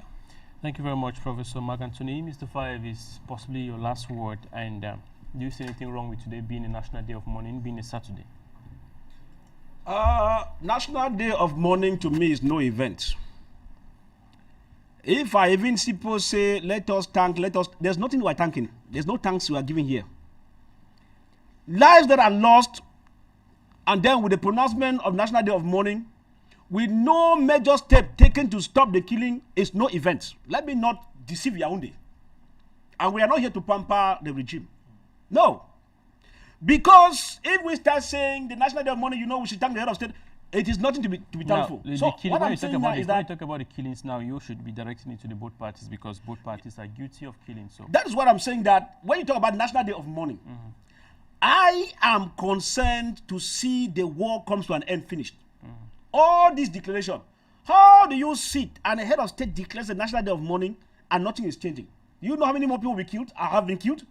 Since that very day, I spoke about Babanki, and many more are being killed as we speak. We are at a stage whereby the killings are undocumented any longer. At first, people said we're at 800, we're at 900, we're at 1-2. Even journalists were given an account. Where we are now, you don't even know the exact number of people who have died. You will discover some in the bushes, bones when you want to go to your cocoa farm and all the like. Mr. Lewis, National Day of Mourning is no event. If you even manage to put it on a school day, as when there were school children, we could manage to understand. It was supposed to be nothing like half flat. Even a public holiday, we could understand. So what I think is that Mr. Head of State, who has declared National Day of Mourning, we will be glad if you wipe out the National Day of Mourning and say today, we are now going for a sincere, genuine dialogue. When you follow the principles of conflict resolution, just like what Fabrice said, if the real thing is put in place, those separatists will come. Okay. But once you don't put it, they know that you are still joking, and lives are being lost. National Day of Mourning, that's why I'm putting on my white. I don't condole. I had mourned my own and it's over. Anything people say National Day of Mourning, half flag, halfway, is no event as of now until Yaoundé does the right thing. But Yaoundé, if you don't do the right thing, a time is coming. Ministers, colonels, on both sides, whatever they are, will stand before the dock to account for the lives of innocent people that has gone. The clock is ticking. All right. If not now, in the nearby days or months coming ahead. It's a sure fact. We cannot deny that. Okay. All right. Thank you very much, Mr. Fives. Definitely, this is where we're coming to the end of today's edition of the Pan-African debate. I want to thank you so very much for being there, Mr. Fabrice Lena, Secretary General of the Popular Action Party. Thanks for being there. Mr. Atemi Bako, you're equally present. Pan-Africanist, we very much appreciate your presence on the program. Professor Mark Anthony, Pan-Africanist and the leader of United Africa for Economic Empowerment. Thanks for being there. Mr. Faye, equally political analyst. We want to very much appreciate your time for being there on the program. Thank you for watching too. Those of you who participated by leaving your comment on our Facebook page, we very much appreciate. Stay tuned to our Afrique Media. More programs are coming right ahead. Rebroadcast is on Monday, 3 p.m. Until then, it's a bye-bye from here.